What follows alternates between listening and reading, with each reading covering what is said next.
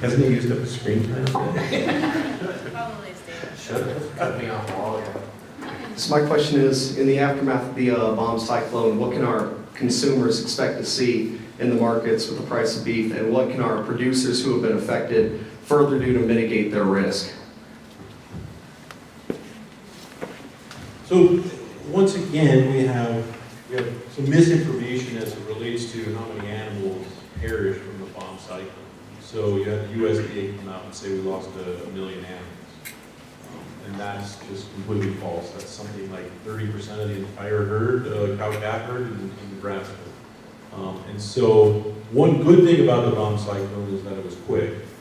It was a winter from heck, especially in Nebraska and Kansas. And so I think what we are seeing is a market that is priced in a weather market, unfortunately. And so we got as high as $1.30 per pound or $130 per hundredweight. And the question really is, if we didn't have the weather this year, would we have ever seen $1.10 or $1.15? So the market perceives that it didn't have the weather premium in. But when you look at the amount of cattle on feed, we have 1 million head more cattle on feed today than we did in 2017. And cattle prices are at $1.30. So the question is, look, I have a ton of cattle on feed in Nebraska for our Arcadia program, and my cost of gains in Nebraska, where my grain basis is 50 cents cheaper than in the South, or 30 to 40 cents per pound higher. And so unfortunately, the producer took it in the shorts. But it could have been worse if there was no weather in terms of ultimate price. And so I wouldn't expect anything from the consumer side. It's unfortunate. I think we move on to the next trade. And I think as a former government employee, we always have to excite the crowd and encourage a little fear in order to get the government employees to work. So, I mean, if we're going to get some government check and cheese rolling, got to get them fearful. Go ahead. Lee?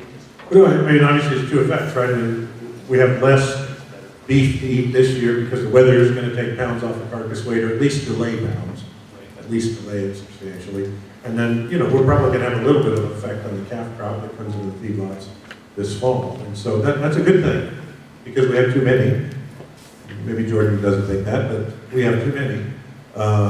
And so, give us a little chance to let demand catch up. We've been fortunate that we've been in a robust economy and a robust demand cycle. We have to understand that will come to an end at some point. Maybe we get really lucky with this perfect storm and these growing exports take up the slack for what inevitably will be a weakening U.S. economy. But more likely than that is we're in a cycle and we need to stop growing supply. And if we do that, we can stabilize and maybe see prices maintained. But it really ties into the question earlier about what you do on your cattle prices. If you thought that you could get by with a ridiculous cost of production, hopefully the last 12 months has taught you that probably is not a good strategy. And the best strategy is still to be low cost and build yourself so you can at least break even in years like last year, because then you can look forward to having some better years. But I think at the end of the day, if you're wildly unprofitable last year, and maybe even this year, then I would say your prospects are not good to stay in the business long term. That's just the harsh reality of it. Fortunately, your land's probably worth a lot, but unfortunately, if your cost of production is that high, you're going to have a hard time staying in. And I think, it's no different than corn farmers who maybe got used to corn prices being too high, and now the bloom is off of that rose, so to speak, and that's a difficult business. I think we can expect the same in beef cattle.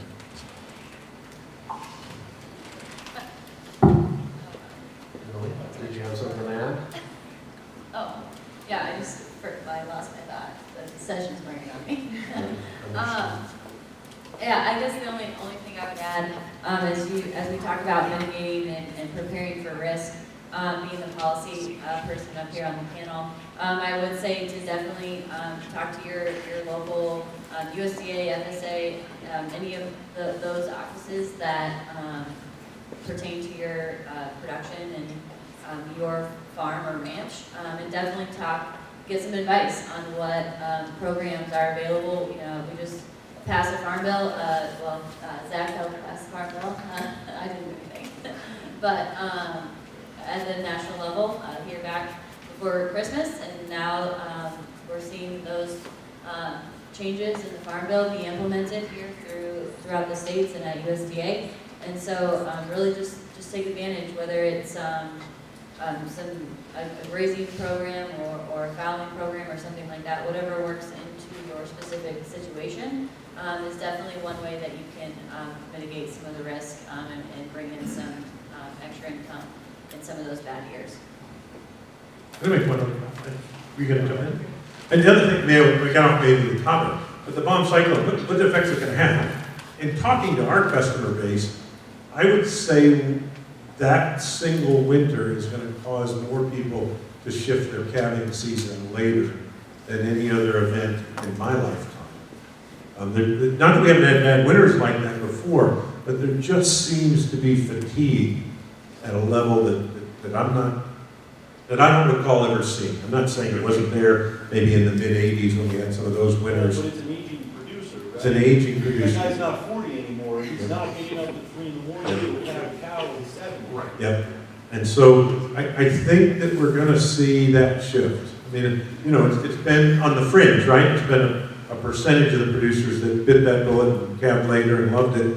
But I think we're going to see that transition to being a mainstream practice rather than a minority practice. And I think we'll see that significantly shifted from this winter. I think this is the people we talk to said we're not breeding our cows as early as we were. I know my 27-year-old brother sure thought it was a cold, hard winter. I think that's a really valid point. You know, one of the things I wanted to touch on, because I think we're ending pretty close to time here. I wanted to follow up with what Emily had to add on that, was there are a lot of programs out there. This is the only industry in the world that has as many safety nets and as many opportunities to utilize some type of program or grant, or, you know, even from the Farm Bureau's perspective, emergency funds and relief funds. There are dollars and opportunities out there to try to help salvage these types of really negative and bad situations. Every year we do more in the Farm Bill to try to salvage those programs and those opportunities, and we're going to continue to do that, I hope, for a lot of years, and at least the next few Farm Bills while I've still got a job. But I thought the interesting point was talking about the aging population is done calving at 3 a.m. and they're moving it. But I feel like, you know, back in the 70s and 80s, the reason they moved it up because prices trended differently at that point in time, and you wanted to sell in early fall instead of now we wait until later fall. And I feel like our price trends have definitely shifted, so that almost makes sense that, you know, you wait to calve, say, late March or even April and May in some cases now. And it also depends on your locale and your geography, of course, but I think that a lot of these strange weather events have probably been a big contributor to that fact. And if anything, as a former calver myself, I'm cool with getting up a little later in the day, getting a little warmer. So, one more question, and then I think we're gonna get the hook. I thought we had to leave. Huh? These kids, they might not show up. Questions? Oh, Fat Sajak's here. Go ahead. So we can talk to the public about how efficient feed yards are and stuff like that. And my plan after graduation is to go to work on a feed yard. What would you say is the best way to combat someone coming at you, and how do you get rid of the public perception of the feedlot being a factory farm, quote unquote? So I use a sword. I was thinking if you were a earth rider, right into town. I mean, look, there's gonna be some people, first of all, nice bags. Oh, thank you. there's gonna be some people you just can't convince, right? And you move on. And you say your spiel, and you're passionate about it, and you believe in what you believe in. They don't buy it, they don't buy it. I mean, let them starve. Actually, that's not a response. But I have some friends that are egomaniacs, right? And they have their Tesla, before that they had a Prius, and before that they had a Saturn. And we always argue, like, their passion is the environment. You know what my passion is solving world hunger. And the only way I'm going to do that is to provide cheap, high-quality protein. And the best way to do that is to embrace the technologies, treat the animals properly, be a steward of the land, be a steward of the animal, and then give back. And the way you give back is giving cheap proteins so that we can feed the people of the world. So I always turn it back to that altruistic. I'm not saying it works. Try. Well, I think, my favorite, you get on the airplane with some people that are kind of interesting from time to time. So I remember one particular flight where I sat next to a person, and that person started telling me that they were going to grow their own food. And I said, that's awesome. I said, see how that works out for you. Try not to buy any food for the next year and see if you get hungry. Because, you know, it's first of all, they're not going to be able to do it. Because without the technology, I mean, you know, subsistence farming is not a very productive system, let alone growing food in the little planter outside your apartment in New York City, right? You're probably not going to grow your own food. But maybe on the green route, maybe. But the other point to make is that it's very easy for people in our country, a very wealthy country, to say that we could pay to have food produced in a different way. But the people on the fringe, I mean, we forget. Remember when corn went to $7? I mean, what was the number of people that went below the subsistence diet? That's the Arab Spring. Yeah. Corn went to $7, we went to 15, and what happened? People got hungry. People got the Middle hungry. East unleashed. Yep. Yep. It got, no, but I mean, we put $7 corn, put millions of people into starvation. Okay? So it's very easy to say, sitting in the United States, gee, we should change the way food's produced. But that's a rich first world attitude. Okay? That's total disregard for the 2/3 of the world population that are right on the cusp of not having adequate protein and adequate food. And I think it is technology that's solving that problem. It is large-scale agriculture that's solving that problem. It's not these ideologies or ideological ideals of how you should produce food just to make someone feel good as they drive their Tesla. I think the way that I heard it put best, cattle production doesn't kill, hunger does. And that's the reality. Cattle production doesn't kill, hunger does. So we see globally every day, to your point, 2/3 of the world can't afford protein, don't have access to protein. We have a way in the U.S. to produce it relatively inexpensively and provide it globally. Morally, as stewards of the land, the environment, and the animals, we have an obligation to do that. And so I think to your question, how do we talk to consumers about that? You have to tell that story. And we're trying to feed a population that otherwise, without our role in global food production, would go hungry and they would die. And that's the reality of the world. And if they choose not to believe that, then that's great, but don't challenge the technology that is feeding the global population. We're not going to convert every person to a believer in feed yards and commercial cattle production, but we still can continue to do that in a way that we can rest comfortably at night knowing that we're trying to feed a population that otherwise would go hungry. That would be an interesting calculus, would be to wind back livestock production technology 20 years or 30 years. Project that supply into this world population and project what the cost of protein would have been. Because it would be astronomical. I mean, it would be shocking to people. Well, I think most people in this room would be priced out of eating beef. We couldn't afford it. And so you all are able to eat beef tonight for free, mind you, because of the technologies that we have embraced. And again, not everyone has to appreciate those, but if they're informed about the science and we're transparent with the process, and that's their own decision if they don't want to. But I think we can absolutely defend the role of commercial cattle feeding in the global market. Great answers, great answers. Okay, I'm gonna give you each a kind of a 1-minute wrap-up opportunity. And if you've got any final thoughts, I'll let you guys hold the mics. Go ahead and start it off. Ladies first, Tim? Lee? Sure. I missed the wrap-up part. Well, I mean, that's why you reach from something different. You know, you can talk legislative.